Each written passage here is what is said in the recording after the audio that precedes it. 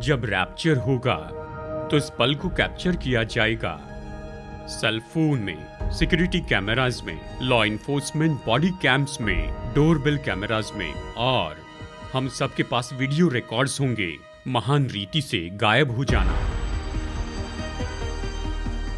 संसार रील में देखकर हैरान हो जाएगा कि कैसे ये अजीब, दिमाग हिला देने वाला अविश्वसनीय वीडियो फुटेज जो पूरी दुनिया में वायरल हो जाएंगे, आंखों के सामने लोग गायब हो जाएंगे और ये सब कुछ कैमरा में रिकॉर्ड होगा। ये घटना कोई साइंस फिक्शन नहीं होगी या विचित्र थियरी या निर्बुद्धि का विचार नहीं होगा। जब मसीह अपने लोगों के लिए आएंगे तो ये बस पल भर में हो जाएगा। मरकर जी उठे और इस पृथ्वी पर के करोड़ों लोग पल भर में ही रैप्चर हो जाएंगे, तुरंत ही, और लाखों लोग पीछे छोड़ दिए जाएंगे और पूरी पृथ्वी पर गड़बड़ी फैल जाएगी। परंतु आसमान में अद्भुत महिमामय आनंद होगा। यही तो रैप्चर है, महान रीति से गायब हो जाना। आने वाले दिन के बारे में बाइबल क्या कहती है जानना महत्वपूर्ण है। पृथ्वी के लिए परमेश्वर के भविष्यवाणी के एजेंडा की अगली घटना के लिए क्या आप तैयार हैं?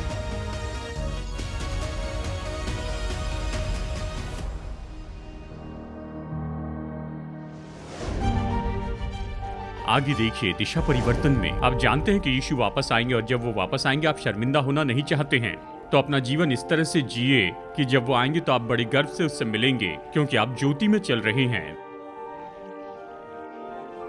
डॉक्टर जर्मया से संदेश सुनने के लिए बने रहिए।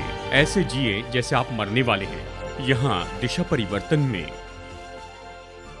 ऐसे जिए जैसे आप मरने वाले हैं, ये तो एक बहुत ही विख्यात गीत का कुछ साल पहले शीर्षक था। इस गीत के बोल थे गहरा प्रेम करना और मधुर बोलना और लोगों को क्षमा करते चले जाना। और इस गीत का अंतिम विचार तो ये था, किसी दिन मैं आशा करता हूं तुम्हें मौका मिले कि ऐसे जिए जैसे तुम मरने पर हो। और जब ये गीत रिलीज किया गया उसी समय में कैनेगी मेलन यूनिवर्सिटी के प्रोफेसर रैंडी पाउच को न्योता दिया गया कि वो स्पीकर हो उस सीरीज में जहां पर वो अपने विचारों पर लेक्चर देने वाले थे, कि ये माने कि वो अपना आखिरी प्रेजेंटेशन दे रहे हैं। ऐसे लेक्चर दे जैसे वे बिल्कुल मरने पर हैं। और ऐसे ही हुआ और पाउच के साथ यही केस हो गई, जिन्हें पैनक्रियाटिक कैंसर हो गया था 47 साल की उम्र में। ये कभी न भूलने वाला संदेश होकर इस पर एक किताब भी बनी, जिसकी 10 मिलियन से भी ज़्यादा कॉपी बेची गई। न्यूयॉर्क टाइम्स के सबसे बेस्ट सेलर में एक हैं। किताब का नाम था द लास्ट लेक्चर। ऐसे जिए जैसे आप मरने वाले हैं।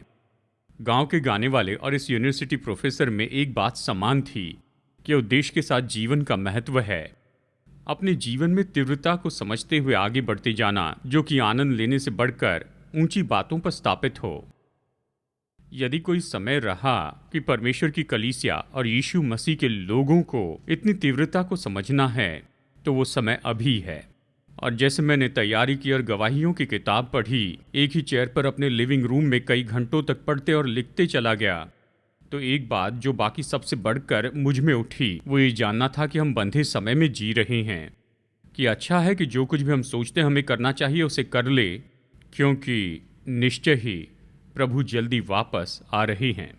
रोमियो अध्याय 13 वचन 11 से 14 में ये तो एक बहुत ही मुख्य भाग है। समय को पहचान कर ऐसा ही करो, इसलिए कि अब तुम्हारे नींद से जाग उठने की घड़ी आ पहुंची है, क्योंकि जिस समय हमने विश्वास किया था उस समय के विचार से अब हमारा उद्धार निकट है। रात बहुत बीत गई है और दिन निकलने पर है, इसलिए हम अंधकार के कामों को त्याग कर ज्योति के हथियार बांध ले। जैसे दिन को शोभा देता है वैसे ही हम सीधी चाल चले, न कि लीला क्रीड़ा और पियक्कड़पन में, न व्यभिचार और लुचपन में, और न झगड़े और डाह में, वरन प्रभु यीशु मसीह को पहन लो और शरीर की अभिलाषाओं को पूरी करने का उपाय न करो। यहाँ पर बहुत ही सटीक शब्दों का उपयोग करते पौलुस 4 कुंजी बताता है कि मदद करे कि हम अपना जीवन इस समय में तीव्रता में जिएं और हमारी पीढ़ी की जो अभिलाषाएं हैं उसमें न फंसें, लेकिन मसीह के करीब रहें और उसमें चलते चले जाए। चलिए 4 बातें बताता हूँ। सबसे पहले उसने कहा सतर्कता से सचेत रहना होगा। रोमियो 13:11 समय को पहचान कर ऐसा ही करो कहता है। इसलिए कि अब तुम्हारे लिए नींद से जाग उठने की घड़ी आ पहुंची है, क्योंकि जिस समय हमने विश्वास किया था उस समय के विचार से अब हमारा उद्धार निकट है। देखिए, बाइबल में आप पाएंगे कि समय के बारे में 5 संदर्भ बताए गए हैं। समय को पहचानना, समय के विचार से जब हमारा उद्धार निकट है, रात बहुत बीत गई है और दिन निकलने पर है। हमेशा समय को पहचानना बहुत ही महत्वपूर्ण है। बाइबल कहती जो कुछ भी हो रहा है उसमें हमें दिलचस्पी लेना है, हमें आशा रखनी है कि जो बाइबल कहती है वो जरूर होगा। कि आप जानते हैं पुराने नियम में वहाँ लोगों का एक समूह था जो कि इसी खास उद्देश्य के लिए थे कि समय को पहचान ले, इस्राएल देश के लिए ही। और जिन्हें ये काम दिया गया था वो तो इससार के वंशज थे। इस कार्यों में जो समय को पहचानते थे कि इस्राएल को क्या करना उचित है। पहला इतिहास 12:32। जब हम नए नियम में आते हैं तो देखते हैं प्रभु यीशु अपने दोष लगाने वालों को डांट कर कहते हैं, तुम आकाश के लक्षण देखकर उसका भेद बता सकते हो, पर समयों के चिन्हों का भेद क्यों नहीं बता सकते। यीशु ने कहा मौसम अच्छे से बता सकते हो, लेकिन भविष्यवाणी के अच्छे लोग नहीं हो। दूसरे शब्दों में बारिश के बादल देखते या सूरज का डूबना, लेकिन कोई भी आत्मिक महत्वपूर्ण बात को नहीं देखते। आज की टेक्नोलॉजी से 7 दिन बाद का मौसम कैसा होगा ये भी सटीकता से बताया जाता है।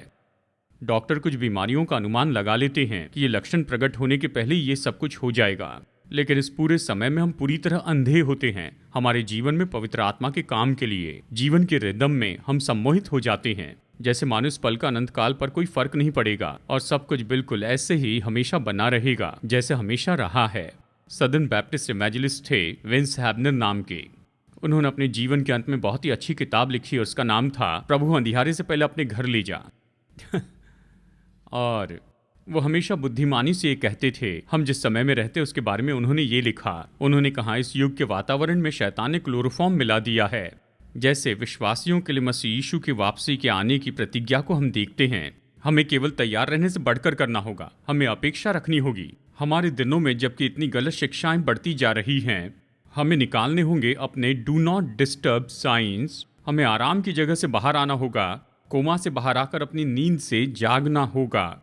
दूसरे शब्दों में कहता है हमें सचेत होना होगा कि क्या हो रहा है। केवल ये नहीं कहना है कि हाँ भविष्यवाणी अच्छी है, यीशु किसी दिन वापस आएंगे, हम चलते हैं और आज हम कौन सा खेल देखने वाले हैं जानते हैं।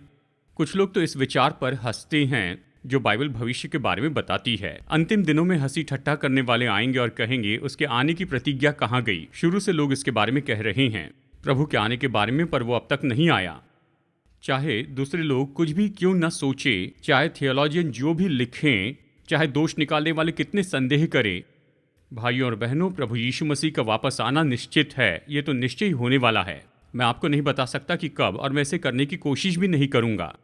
प्रभु का आगमन तो निश्चित है, लेकिन पौलुस के अनुसार ये तो पूरी तरह अटल है। उसने कहा समय को पहचान कर ऐसा ही करो, इसलिए कि अब तुम्हारे लिए नींद से जाग उठने की घड़ी आ पहुंची है। क्योंकि जिस समय से हमने विश्वास किया था उस समय के विचार से अब हमारा उद्धार निकट है। इसे सुनिए। जब मैं शब्द कहता हूं अटल, तो मैं कैलेंडर का शब्द उपयोग नहीं कर रहा हूं। मैं प्रभु के वापस आने की तारीख तय नहीं कर रहा हूं। अटल का मतलब तो ये नहीं कि तुरंत ही। इसका केवल यही अर्थ है कि कुछ हो सकता है किसी भी पल, और उसके होने के पहले और कुछ होने की जरूरत नहीं है। अगर हम इस शब्द के सही अर्थ को समझ लेते हैं तो हम जानेंगे कि मसीह का जो आगमन है ये पहली सदी में उतना ही अटल था जैसे कि आज है। जैसे हम वचनों में देखते हैं, वो तो ये सोच रहे थे कि उनके जीवन काल में यीशु वापस आ जाएंगे। अब हमारे प्रभु की वापसी के बारे में पौलुस इस तरह से इस वचन भाग में बताता है। इससे शायद गड़बड़ी होती। क्या आपने वचन सुना? जिस समय हमने विश्वास किया था उस समय के विचार से अब हमारा उद्धार निकट है। अगर आप इसका अच्छा जवाब देना चाहते हैं, जब लोग पूछते हैं कि प्रभु का आगमन निकट है, कोई पूछे आपको पता है यीशु कब आएंगे? हाँ, मैं जानता हूँ। मैंने जब विश्वास किया था ये इससे भी निकट है। जब मैं विश्वासी बना उससे भी उसका वापस आना निकट है। अगर आप ये कहेंगे तो हमेशा सही होंगे, कोई आपका विरोध नहीं करेगा, क्योंकि ये तो बिल्कुल सिद्ध उत्तर है। पौलुस का क्या अर्थ है जब उसने कहा जब हमने विश्वास किया उससे भी ज्यादा हमारा उद्धार निकट है? मतलब क्या हमारा उद्धार भूतकाल में नहीं हुआ है? जब पौलुस यहाँ पर उद्धार शब्द का उपयोग करता है तो ये उसके परिपूर्णता में उपयोग करता है, भरपूरी में। उदाहरण के लिए जिस पल हम यीशु के लिए हाँ कहते हैं, हम पर पवित्र आत्मा की मोहर लगती है और हमारे पाप धो दिए जाते हैं और हम उद्धार पाते हैं। और फिर क्या होता है, हम उन्नति पाते चले जाते हैं और आत्मिक मॉलिक्यूल से जुड़ते हैं, मसीह के स्वरूप में बदलते जाते हैं, मसीह के जैसे और ज़्यादा होते जाते हैं। हमें तो शुद्ध किया जाता है, यही अर्थ है पवित्र किए जाने का। और फिर आखिरकार जब हम किसी दिन प्रभु के सामने खड़े होंगे, हम तो सिद्ध बनाए जाएंगे और हर एक पाप से आज़ाद हो जाएंगे। इसे याद रखने का अच्छा तरीका है, उद्धार में 3 काल जुड़े हैं। गौर से सुनिए। भूतकाल कि मैं पाप के दंड से उद्धार पा चुका हूँ। वर्तमान, मैं पाप की सामर्थ से बच रहा हूँ। भविष्य, मैं पाप की उपस्थिति से बचाया जाऊंगा। उद्धार भूतकाल, वर्तमान और भविष्यकाल में मैं पाप के दाम से बचाया गया हूँ। मैं पाप की सामर्थ से बच रहा हूँ। शुद्धिकरण सिखाता है कि जीवन में कैसे विजयी हो जाएं। और आखिरकार जब मैं स्वर्ग में प्रभु के सामने खड़े रहूंगा तो वहां पर कोई पाप नहीं है, वहां पाप की उपस्थिति नहीं होगी। मैं पाप की उपस्थिति से बचाया जाऊंगा और उस समय मेरा जो उद्धार है वो पूरा हो जाएगा जब यीशु मुझे अपने पास ले जाएंगे। अब पौलुस ये कह रहा है कि वो हमारे उद्धार का वो जो भाग है, जब हम पाप की उपस्थिति से आज़ाद हो जाएंगे, परमेश्वर की उपस्थिति में रहेंगे, हमारे उद्धार का वो भाग तो निकट है हमारे विश्वास के समय से।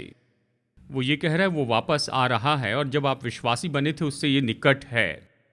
शायद ये आपके लिए कोई अर्थ नहीं रखता है, लेकिन ये मुझे बताता है ये आगे बढ़ने वाला टारगेट हमें पता नहीं कब होगा। मैं चाहता हूँ जब ये होगा मैं वहाँ पर रहूँगा। आशा करता हूँ आप रहेंगे।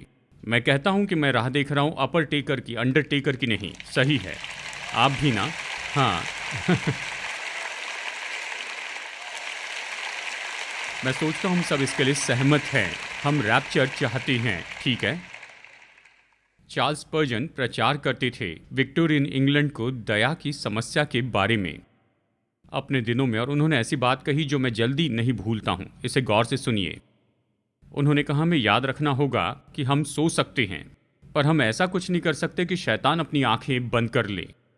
आकाश की शक्ति का हाकिम अपने सेवकों को पूरी तरह से जगा कर रखता है। उन्होंने लिखा, अगर हम शैतान के दासों के कामों को देख सके तो हम अपने आलस्य को देखकर हैरान हो जाएंगे कि कैसे हम सब कुछ हल्के रूप में लेते हैं। वो हमें नाश करना चाहते हैं और हम बस ऐसे यहाँ वहाँ भटक रहे हैं।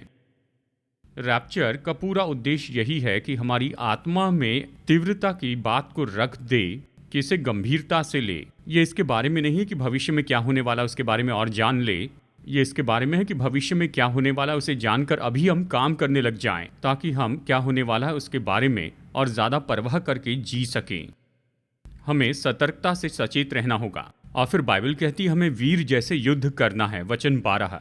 जानता हूँ सचेत रहकर देखना मतलब केवल कुछ देखने के जैसे है, पेंट को सूखते हुए देखना, पर पौलुस के पास अलग योजना थी, उसके मन में अलग प्राथमिकताएं थी। उसने कहा, इसे गौर से सुनिए, रात बहुत बीत गई है और दिन निकलने पर है, इसलिए हम अंधकार के कामों को त्याग कर ज्योति के हथियार बांध लें। यहाँ पर वो क्या कह रहा है? हम कह रहे हैं कि ये सब कुछ होने वाला है, लेकिन वहीं पर फंसे मत रहना। याद रखना कि वो हमें यही सिखा रहा है कि हमें अभी कुछ बदलाव करने होंगे। हमें अपने जीवन को जांच कर जानना है, यदि यीशु कल आ गए होते तो आज आप क्या करते, कि जब वो वापस आए तो आप शर्मिंदा होना नहीं चाहेंगे।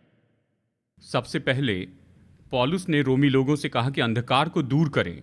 रात बहुत बीत गई है और दिन निकलने पर है, इसलिए हम अंधकार के कामों को त्याग कर। जब पौलुस कहता है अंधकार के कामों को त्याग कर, तो उसने एक निश्चित संज्ञा उपयोग की। उसका मतलब जानबूझकर, उद्देश्य के साथ, महत्वपूर्ण रीति से और हमेशा के लिए अंधकार के कामों को त्याग दें।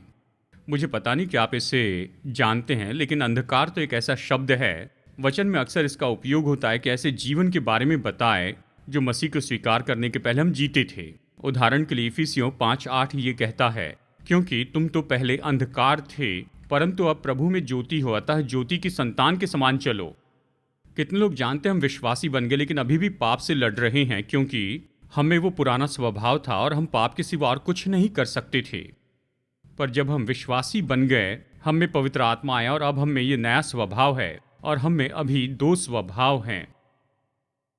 हम में अभी भी वो पुरानी इच्छा होती है कि पाप करे। इससे हमें लड़ना बहुत ही ज़रूरी है। हमें उन बातों के विरुद्ध में काम करना है जो शैतान करना चाहता है कि हमें नाश कर दे। और एक बहुत ही सुंदर कविता है जो मैंने अपनी सेवकाई में कई बार आपको कोट करके बताई है।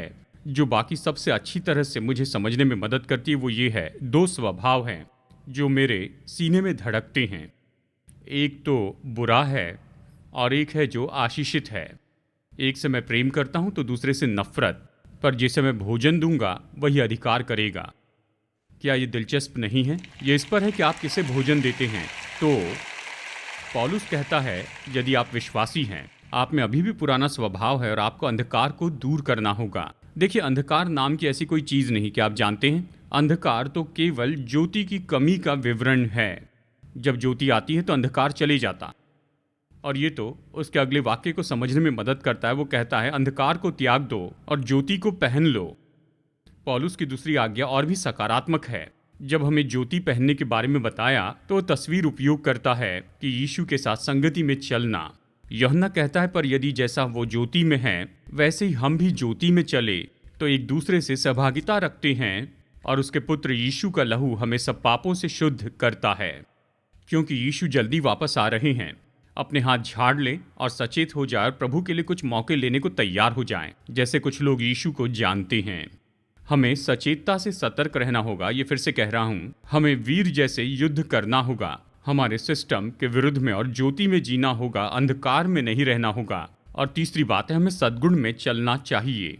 वचन 13 कहता है, जैसा दिन को शोभा देता है वैसे ही हम सीधी चाल चले, न लीला क्रीड़ा और पियक्कड़पन में, न व्यभिचार और लुचपन में, और न झगड़े और डाह में। मुझे ये कहना पसंद है, लेकिन ये शब्द विश्वासियों के लिए उपयोग किए गए हैं। वो नाशवान लोगों को नहीं लिख रहा है, वो रोमी विश्वासियों को लिख रहा है। और वो उनसे कह रहा है कि तुम ये 6 काम नहीं करना।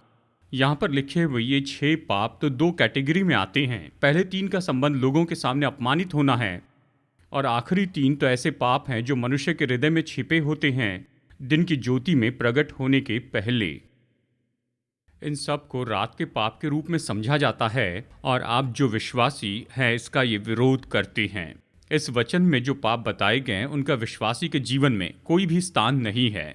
ज्योति का अंधकार से क्या मेल नहीं है, और हम लोग इस अंधकार के संसार पर प्रभाव नहीं डाल सकते अगर हम उन्हीं के जैसे अंधकार से भरे हैं तो। यानी आपके अंदर कुछ फर्क होना चाहिए। आमीन।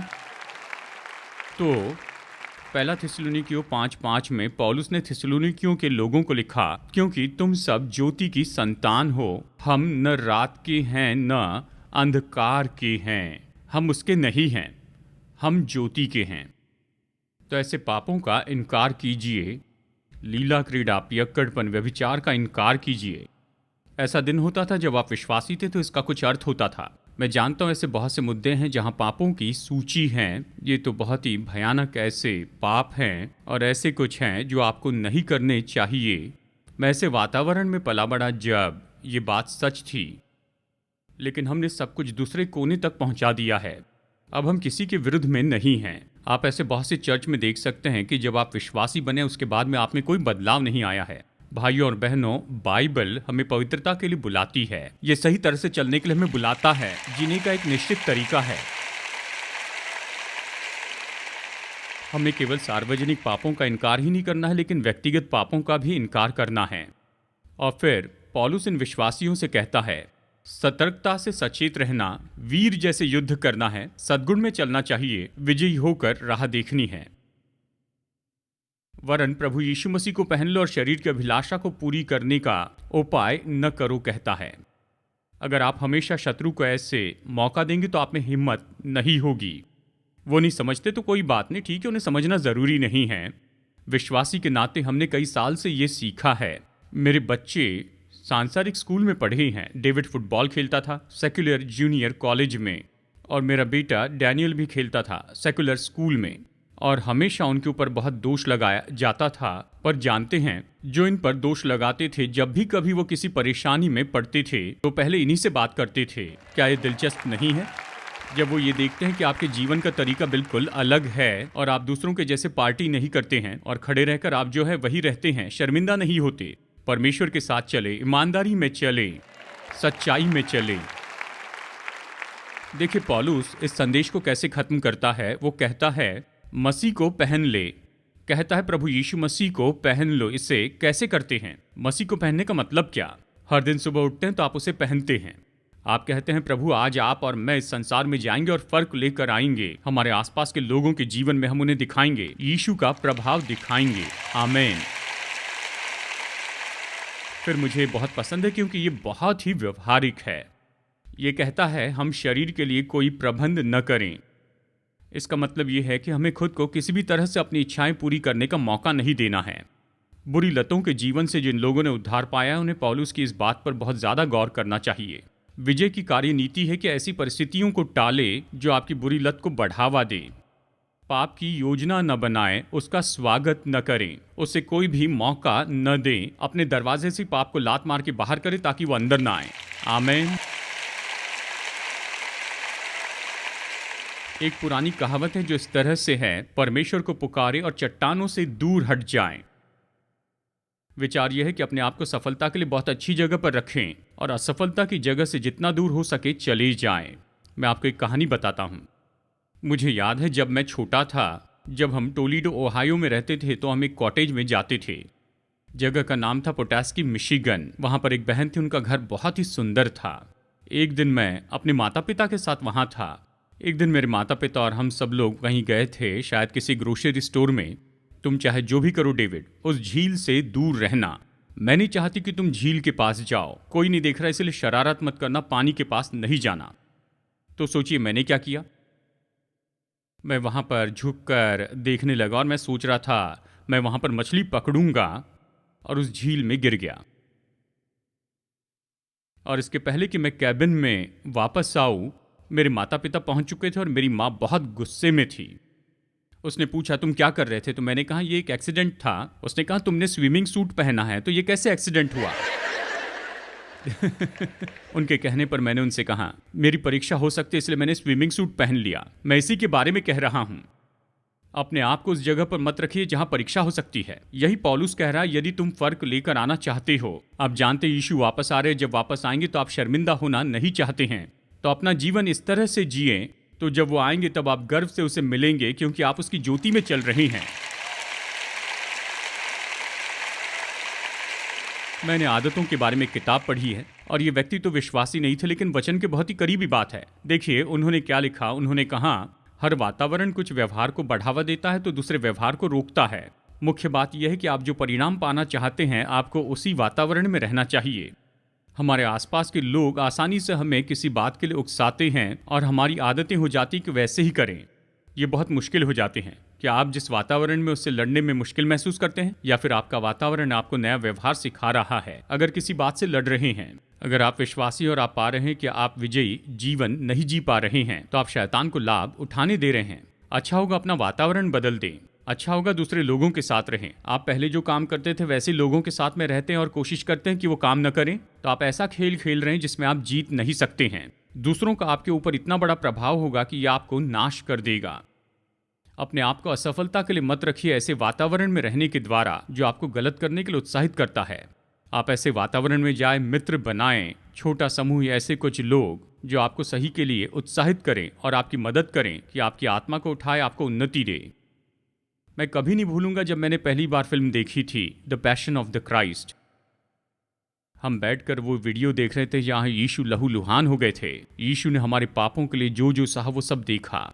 मेरी अपनी प्रार्थना ये थी और मैं इसे कभी नहीं भूलूंगा। मैंने कहा प्रभु अब से आगे मेरा जीवन इस तरह से जीने में आप मदद कीजिए कि मैं जीवन में ऐसा कभी कुछ न करूं जिससे आपको चोट पहुंचे, आपका दिल टूट जाए आपने जो कुछ किया उसे जानने के बाद। हमारी प्रार्थना ऐसी होनी चाहिए। यही तो क्रूस की सामर्थ है। जब हम विश्वासी बनते हैं तो यीशु हमें वास करने के लिए आते हैं और जिस बात से वो शोकित होते हैं उसके कारण हम बेचैन उठते हैं। बस ये जानना कि मसीह आप में वास करते हैं, ये तो सबसे बड़ी ऐसी प्रेरणा है जो आप परमेश्वर के लिए रखते हैं। ये जानना तो कई तरीके से विजय की कुंजी है और आत्मिक चुनौतियां उन सभी बातों के नीचे होती हैं।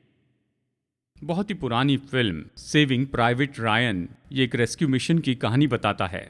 इसका किरदार है जवान private James Ryan. World war 2 में आपने देखा होगा जब वॉशिंगटन डीसी के सीनियर्स को पता चला कि जेम्स के 3 भाई किसी एक्शन में मारे गए हैं, तो उन्होंने स्पेशल मिशन की आज्ञा दी कि उस नौजवान को उसकी माँ के पास घर लेकर आएं, जो उसका आखिरी बचा हुआ बेटा था।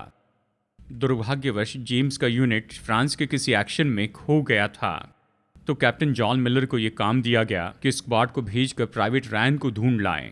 लेकिन जब उस जवान प्राइवेट रायन ने अपने सिपाहियों को छोड़ने से इनकार किया, कैप्टन मिलर और उनके स्क्वाड ने महसूस किया कि भयानक युद्ध में उसकी सुरक्षा करती जाएं, शत्रु के विरुद्ध में।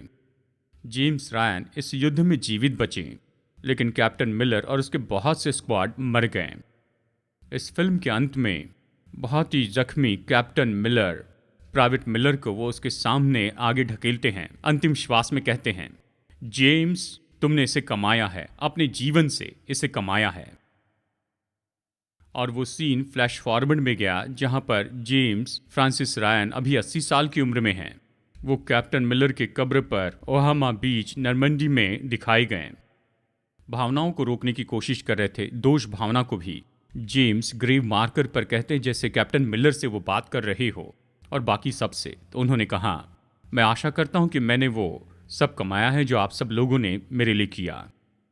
अवश्य ही कोई भी इतने बड़े बलिदान के लायक नहीं होता है, चाहे वो कुछ भी क्यों न कर ले। हम इसे कमा नहीं सकते, कोई भी वरदान कमाया नहीं जा सकता, खास करके अनंत जीवन का वरदान। यही उद्धार के बारे में सच्चाई है। हम अपने उद्धार को कमा नहीं सकते हैं, चाहे पहले हो या बाद में हो। आप परमेश्वर को कोई दाम नहीं चुका सकते उस बलिदान के बदले में जो उसने मसीह की मृत्यु के द्वारा आपके लिए किया। लेकिन यहाँ पर बाइबल यही तो कहती है। इफिसियों 4:1 में कहता है, जिस बुलाहट से तुम बुलाए गए थे उसके योग्य चाल चलो। एक योग्य जीवन जिए। देखिए, यीशु ने क्रूस पर जो किया है, वैसे आपके लिए उसकी मृत्यु और उसके बलिदान के बारे में सोचिए। मैंने जो प्रार्थना की आप कीजिए, प्रभु आपको दिल को चोट पहुंचे ऐसे कोई काम मैं नहीं करना चाहता। आपने मेरे लिए इतना कुछ किया है, मैं जानता हूं मैं इसे कर दूंगा क्योंकि मैं एक पापी व्यक्ति हूं। और मैं आपको बस यही संदेश बताना चाहता हूं। यीशु मसीह ने हमारे लिए जो किया है और वो एक दिन रैप्चर में हम सबको वापस उठाने के लिए आ रहे हैं। आइए ऐसे कोई काम न करे जो उस पूरी घटना के प्रताप को घटा दे। मसीह के अनुयायी के नाते हम सचेत हो और बिल्कुल तत्पर हो। एक आंख हेडलाइंस पर हो तो दूसरी आसमान में लगी हो, और हम ऐसे जीना सीखे जैसे हम तो मरने वाले हैं, क्योंकि एक दिन हमें यीशु उठाने के लिए आ रहे हैं। क्या आप सहमत हैं?